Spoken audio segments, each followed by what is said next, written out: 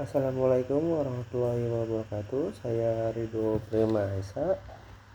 Saya mengerjakan tugas Pancasila, tugas pertama tentang perkembangan Pancasila dalam konteks sejarah dari masa ke masa, dari awal kemerdekaan Republik Indonesia Serikat, demokrasi terpimpin, Orde Baru hingga reformasi. Saya akan menjelaskan awal kemerdekaan 1945 sampai dengan 1950. Pada tanggal 18 Agustus 1945 Pancasila telah ditetapkan sebagai dasar negara pembukaan Undang-Undang 1945.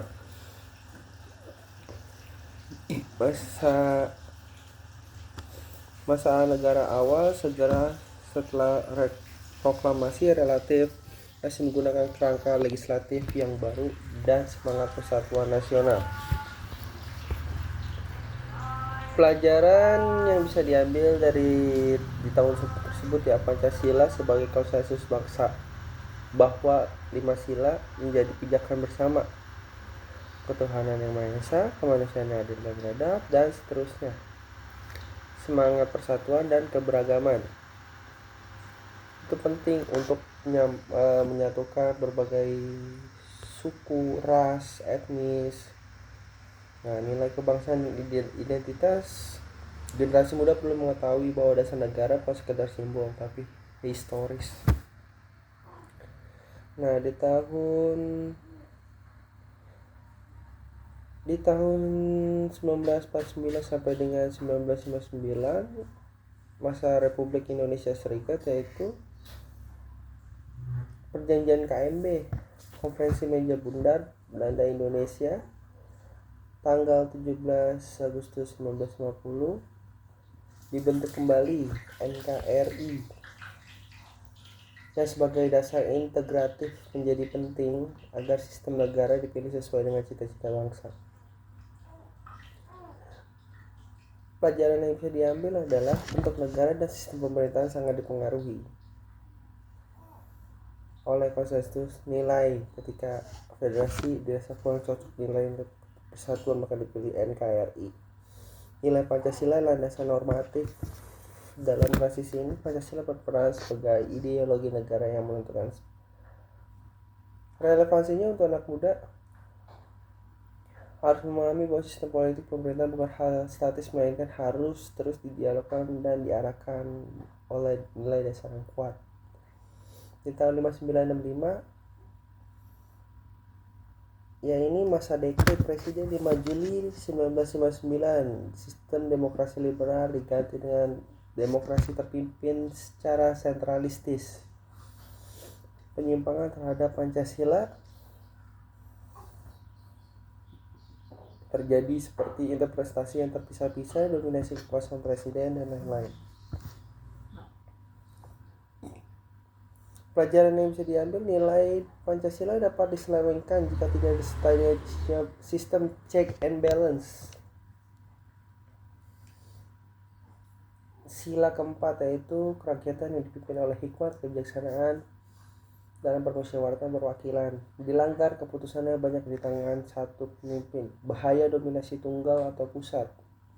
Pentingnya penghayatan bukan hanya retorika nyata lemah, maka legitimasi negara akan goyah. Relevansinya untuk generasi muda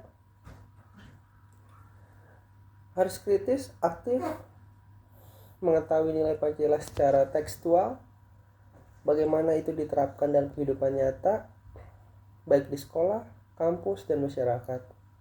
Harus menjadi pengawas agar nilai-nilai bukan hanya sekadar dipakai simbol, tetapi sebagai pedoman tindakan. Masuk ke masa Orde Baru dan konsep demokrasi Pancasila dari tahun 1966 hingga 1998.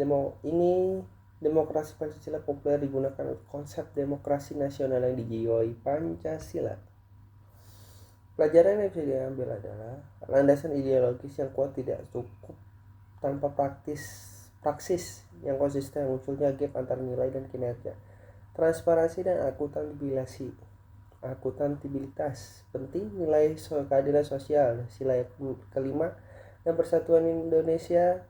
Sila ketiga hanya bermakna dirasakan oleh seluruh rakyat bukan hanya elit. Pentingnya mekanisme pengendalian dan keterlibatan masyarakat sipil. Relevansinya untuk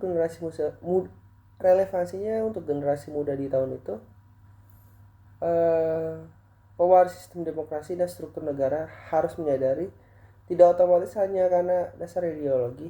Mereka memperkuat budaya partisipasi, misalnya organisasi kemasyarakatan, lingkungan, sekolah, kampus, komunitas online, agar nilai Pancasila benar-benar hidup di masyarakat. Masa reformasi, yaitu masa sekarang. 1998 sekarang dibuka dengan memperbaiki kekuasaan, memperkuat demokrasi, HAM, bebasan pers, dan desentralisasi. Namun tantangan besarnya globalisasi media, budaya digital, radikalisasi, dan implementasi nilai Pancasila. Pelajaran yang bisa diambil adalah Pancasila tetap relevan sebagai panduan pengelolaan bangsa modern. Tantangan zaman baru, generasi muda harus mampu menerjemahkan nilai-nilai Pancasila dalam konteks digital, media sosial, globalisasi, dan apapun itu. Pendidikan karakter dan kewarganegaraan sangat penting agar pemahaman Pancasila tidak hanya hafalan atau aksi nyata. Relevansinya untuk generasi muda saat ini, nilai gotong royong, saling menghargai, keadilan sosial, persatuan sangat dibutuhkan untuk menangkal disinformasi, polarisasi, dan ekstremisme. Generasi muda menjadi agen perubahan menghidupi Pancasila dalam kehidupan sehari-hari, di kampus, online, kegiatan sosial. Dengan bersumber kompas.com. Kemudian sosial nasionalisme bukan kuno, justru sangat diperlukan agar bangsa tetap kuat di tengah tantangan global.